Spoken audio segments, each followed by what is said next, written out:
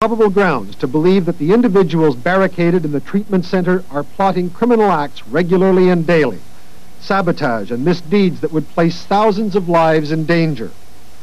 But there are some glaring errors in the sworn accusations that follow.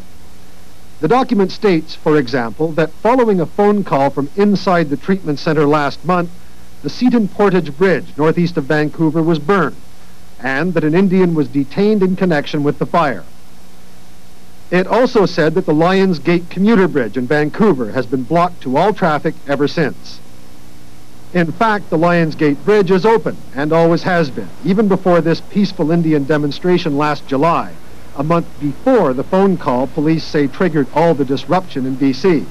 As for the bridge burning, that did occur, but it too happened days before the phone call was placed. And RCMP and Seton Portage say no native was ever arrested or detained, as the SQ swore in court.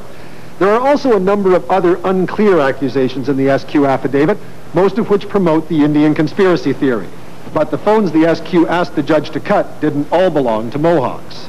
There are about a dozen journalists in with the Mohawks, all just as isolated, all of whom the Army and police want out. Most of their phones were cut too, but there was no mention of them in the police affidavits. Ottawa Citizen editor Gordon Fisher is appealing the court order. We aren't taking sides, but we think that democracy is aided by the fact that we are behind the lines reporting on the situation. And we're being hampered in those efforts, and we think that's just dead wrong. Canadian Indian leaders have threatened civil disruption in the past, but they say the SQ conspiracy theory is rubbish. The SQ wouldn't comment today on the affidavit and its mistakes, except to say the document never should have been given to reporters in the first place. The Ottawa Citizen and other news outlets will have their day in court Friday. Neil MacDonald, CBC News, Montreal. The Bloc Québécois Burton is our reporter in Oka. The Army was on the move today, coming and going with men and material, but making no ground on the warriors. That's the way it's been for days here, and that's the way it may stay. We will follow our orders, and we will remain here as long as is necessary. Are we ready to wait to Christmas? I think what's important is that we're ready to wait here until the job is done, until it's done peacefully and without a shot being fired.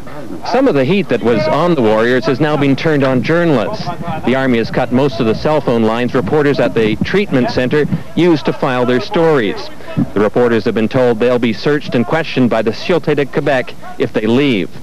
The restrictions angered the Canadian Association of Journalists, barred from entering the compound this morning. We find it scandalous that the government is openly saying that journalists don't have rights, that the journalists can communicate with other journalists. Although it's not moving forward, the Army is still applying pressure. Over the weekend, it stopped some food and supplies from entering the treatment center. That drew criticism from the Mohawk community. People who are in prison receive better treatment. They receive 3 meals a day. They receive warm clothing. They're looked after. I think that there are other ways to reach people other than this type of torture. What we kept from entering was excess food, okay, which were not in accordance with the quantity that was agreed upon, or other items which were not specifically demanded. The Army says it's still talking to the warriors on its hotline, but it's unclear just how much real negotiating is going on. Last night it made a counter-proposal to a counter-proposal the warriors made Saturday night. The Army